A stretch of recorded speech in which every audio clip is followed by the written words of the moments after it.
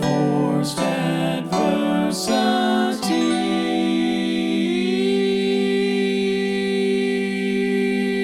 Did you see Dune? Yeah, I saw Dune.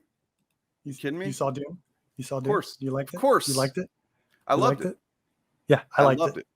Honestly, I've called it a masterpiece, and the more I say it, the more confident I am in it. Honestly, because I've said that before in the past. I'm like, dude, this is just the perfect movie, and then I'll think about it. I'm like, well, not really, but no, I really do think that Dune is a modern masterpiece of not just science fiction but film in general. All right. The filmmaking is flawless in my opinion. The story is completely engrossing, immersive.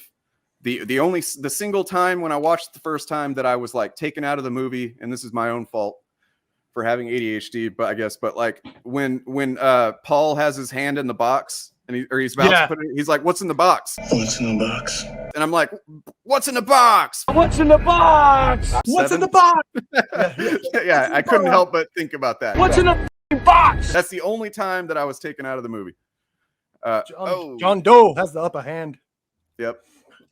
Allison yeah, saw I it. love that was my favorite scene actually. I love that. The box. Wait, are you talking about 7 or Dune? Let's go with both.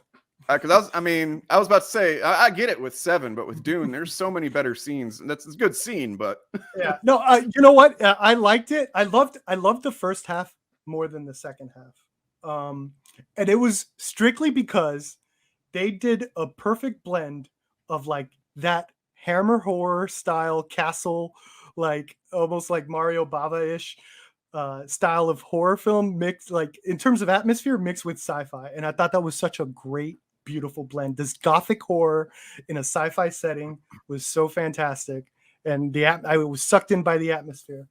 And you know, to be honest, I'm not one for like, I don't gravitate towards quote unquote desert movies, you know? Yeah, me either. Yeah, but this one, so I wasn't as immersed or invested in the second half as much as I was in the first half. And granted, I still thought it was a pretty good movie. I thought it was very well done, and I am very excited for the second one to see where it goes. Oh yeah. Yeah, I mean, by the time it gets to the end where like the last bit of it is all taking place just in the fucking desert with really nothing around.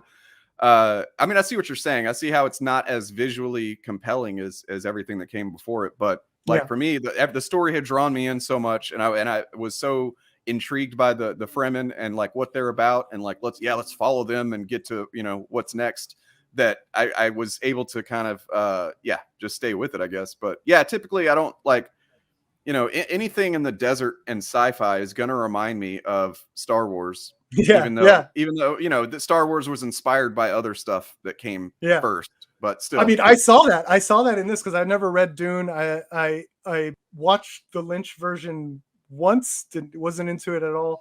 But I saw a lot of Star Wars in this, like and sort of the idea of, I guess, like an evil empire coming after, you know, when they have to run off, when he has to run off with his mom. I saw a little bit of Star Wars in there, so I was like, oh, I guess Star Wars took from Dune a little bit back in the day.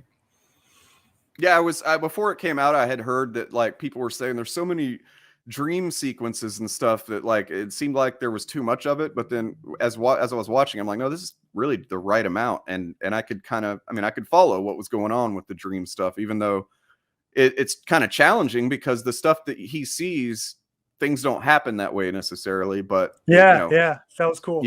You figure it out pretty quickly that like, okay, he's seeing possible futures, and I just thought it was awesome.